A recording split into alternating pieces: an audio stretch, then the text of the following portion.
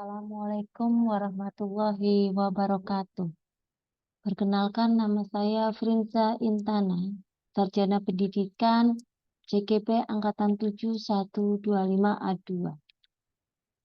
Saya dari Kota Tegal. Izinkan saya pada hari ini memaparkan tugas 1.1A8 modul 1.1 koneksi antar materi, kesimpulan, dan refleksi. Apa yang saya percaya tentang murid dan pembelajaran di kelas sebelum mempelajari modul ini? Saya mempercayai bahwa anak kodratnya diumpamakan selembar kertas putih.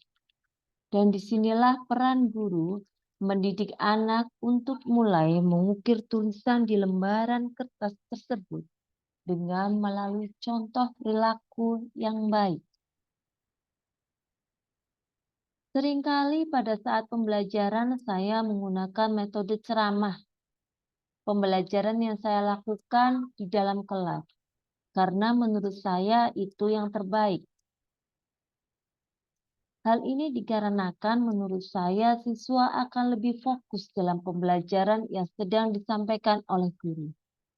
Namun setelah saya ikut pelatihan guru penggerak dan mempelajari modulnya, pemikiran saya tentang pembelajaran yang telah saya lakukan berubah sekali. Pemikiran saya setelah mempelajari modul 1.1, saya menyadari bahwa anak bukanlah kertas kosong yang bisa digambar sesuai keinginan orang dewasa. Setiap anak lahir dengan kodrat alam yang mempunyai karakteristik masing-masing. Tugas kita sebagai guru adalah menuntun siswa agar menemukan jati dirinya. Peran guru seperti yang telah disampaikan Ki Hajar Dewantoro adalah tuturi handayani, ingarso sungtulodo, imatyo mangunkarsa. Dalam hal ini, guru harus mampu memberikan pembelajaran yang berpihak pada anak. Guru dan murid dapat berkolaborasi untuk menginisiasi atau menciptakan kedalaman rasa, cipta, dan karsa, sosial, intelektual, untuk mencapai kebahagiaan dan keselamatan. Pembelajaran bukan hanya mengutamakan aspek kognitif saja. Pembelajaran pada anak juga harus selaras dengan kodrat zaman, yaitu perkembangan zaman. Sebab itu, pembelajaran yang berhamba pada anak harus dibarengi dengan aspek budi pekerti. Tujuannya untuk memfilter pengaruh negatif yang didapat dari perkembangan zaman. Budi pekerti, watak, karakter, jika bersatu merupakan perpaduan yang harmonis. Budi artinya pikiran, perasaan, kehendak atau kemauan. Sedangkan pekerti artinya tenaga.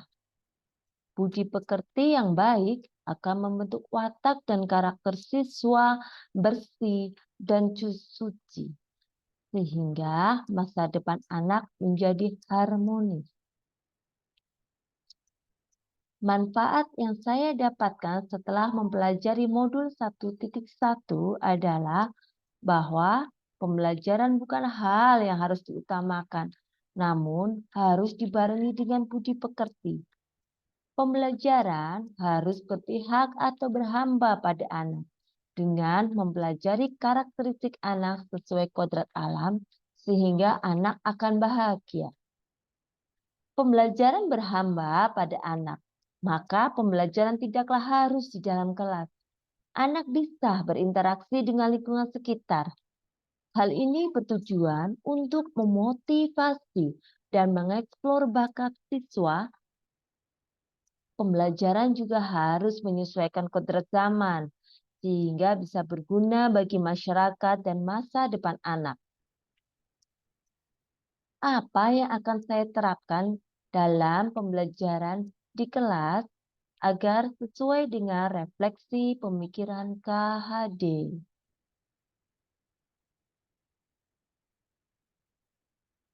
Hal yang pertama saya terapkan adalah pembelajaran yang berhamba pada anak dan memerdekakan anak, yaitu pembelajaran yang tentu saja menyenangkan. Anak akan berperan aktif dalam perencanaan pembelajaran yang berdiferensiasi, sehingga akan memotivasi anak untuk aktif dan juga memberikan rasa bahagia pada anak pada saat pembelajaran. Saya juga akan menerapkan proses pembelajaran dengan cara berdiskusi. Diharapkan siswa dapat menarik kesimpulan dari pembelajaran dan berani mengungkapkan dengan bahasa siswa itu sendiri. Pendidikan kontekstual juga tidak kalah penting. Saya akan mulai menerapkannya sesuai dengan kultur budaya yang ada di lingkungan sekitar. Saya mencoba menerapkan dengan cara permainan tradisional yang sering anak-anak mainkan saat bermain di rumah. Di sini saya mempraktekkan anak-anak untuk bermain cublek-cublek suweng. Dalam permainan cublek-cublek suweng, saya menekankan kepada anak untuk bermain sportif, bertanggung jawab, dan juga bahagia di dalam kebersamaan. Selain itu, saya juga mengarahkan siswa agar berkreasi, membuat sebuah karya atau produk sesuai keinginan dan pemikiran mereka dengan menggunakan bahan yang sama yang telah ditentukan. Saya mencoba memberikan arahan kepada siswa membuat sebuah kerajinan atau produk memanfaatkan botol plastik bekas. Di sini saya tidak mengarahkan siswa untuk membuat sebuah karya yang saya inginkan. Namun saya mengarahkan kepada siswa untuk membuat sebuah karya dari botol plastik bekas sesuai daya imajinasi mereka, sesuai pemikiran mereka, dan sesuai kemampuan mereka.